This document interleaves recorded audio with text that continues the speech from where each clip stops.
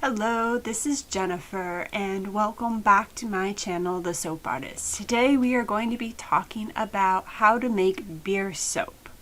Why would you make beer soap? Well, it's fun, it's unique, it's different, it's definitely a conversation starter, but probably the most important reason is it does add some extra goodness to your bar.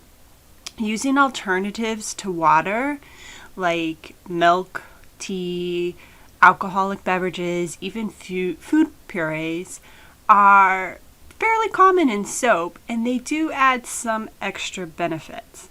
The sugars and carbohydrates in beer and wine help add a silky lather to your bar. It also has market appeal, so if you're selling your soap, that could play in your favor. It's just a fun thing to do during the fall too.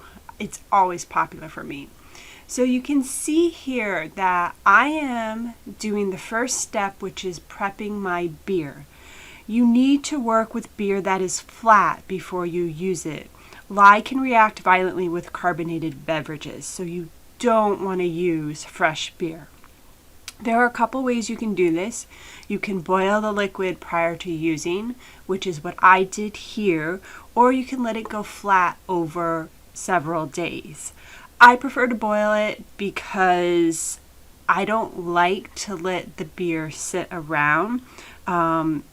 Beer can get moldy at room temperature, so it's just not something I tend to like to do.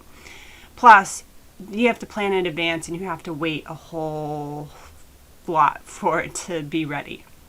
So I have boiled it. I had put it in the fridge to cool it down. Normally I would ice bath it, but because I wanted to show you the video of making it, I did not. My water and the beer was cold though. I also diluted it, so I did about a 50% beer, 50% water solution. So it's not as bad. Well, I should say I can add the lye a little bit quicker. It's not going to react quite as much. I'm also using a dark beer anyway, so the sugars, they didn't burn too much, and what they didn't darken the beer up that much.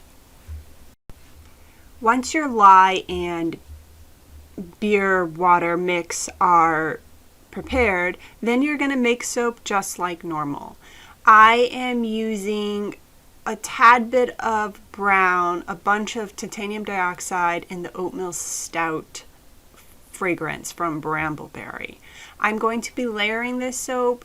The fragrance will turn the soap brown, and the beer in the lye mixture already makes my soap a little bit darker, so I just work with that. I am layering the soap here. So I've mixed my lye and my oils together. I have split up my batch into 3 parts, and you can see I've poured the first layer where I did add a little bit of brown mica. The second layer that I am pouring, I added a little bit of brown, not much because the fragrance will morph it, and titanium dioxide to it. So the first layer will be a dark brown, the second layer will be a brown. I added a thin mica line layer. I was supposed to do that between the first and the second layer, and I forgot, so I just have it between the second and the third layer. So you'll see me doing that here. A couple tips when it comes to using your beer. You can, like I did, just add it to your water and put it in an ice bath and mix it that way. You can also freeze your beer after it's flat and then measure out however much you need and then add your lye slowly to that. That will keep it cool as well. The goal when you're adding your lye to your beer water is you just don't want it to heat up too much. If it gets really hot, the sugars in the beer will burn, and then you're going to get a dark brown orange color. So that's something you can do if you're afraid that it might get too hot. Freeze your beer and then use that and add your lye to that. So I always insulate my soaps. I like my soaps to go through a gel phase. With beer soap, a word of caution though, the sugars in the beer will cause your soap to heat up more than a typical batch. So you might not need to insulate it to get a full gel. You might only need to insulate it with, say, 1 blanket instead of 2.